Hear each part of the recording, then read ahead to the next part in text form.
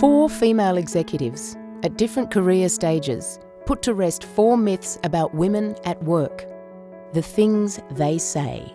Myth number 3, they say the workplace is a meritocracy.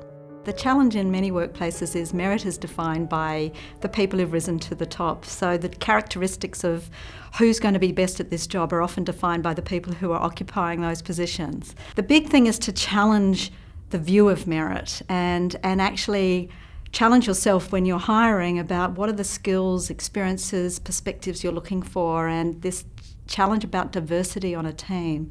Because if you have a whole lot of the same people, I have a genuine belief that you make poor decisions.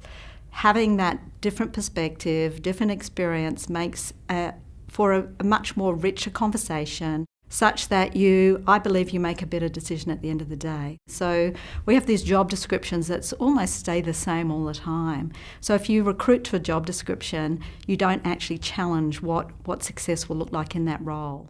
I mean, what does meritocracy mean anyway? Exactly the most perfect person who is the best person for solving that problem or having that role is selected. I doubt it very much because there are so many other things going on in people's minds, like, I get on with that guy because, we can drink together at the same pub. We only live around the corner from each other. Yeah, the guy that you drink with isn't necessarily the guy that does the best job. It may make it easier to sit next to him so that, your workplace is more pleasant, but is he actually going to do a better job?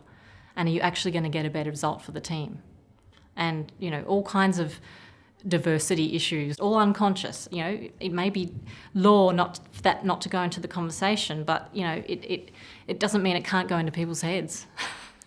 It's one of the great myths, really, of workplaces of the 21st century. So everyone now says, we select on merit, our workplace is a meritocracy. The reality is, though, you can measure merit.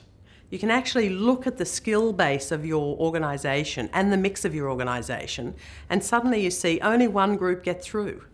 So that tells you, in fact, you're not selecting people on merit, and it's not a meritocracy because skills and capabilities are gender blind. And so I think there's something about stepping back and having a really good look at organisational structures and saying, at this point here, at this level of middle management, suddenly, for example, women disappear.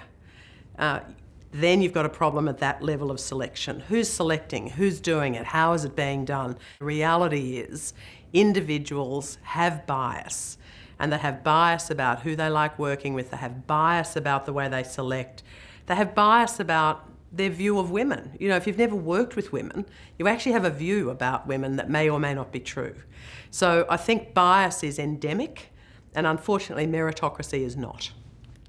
I think merit in and of itself is genderless. From a personal point of view, my career has both benefited from and been impacted by, more than just merit. I at one point in my career was overlooked for a particular role because, and I was told after the fact, that potentially while I was the most qualified for the role, I wouldn't have been the best person in the room when the more macho conversations took place, or in the bars or on the golf course where my gender and potentially my age had an impact. Yeah, in consideration of the men in the room that may feel a certain level of discomfort or would hold back on the real conversations in order to avoid my discomfort or my femininity.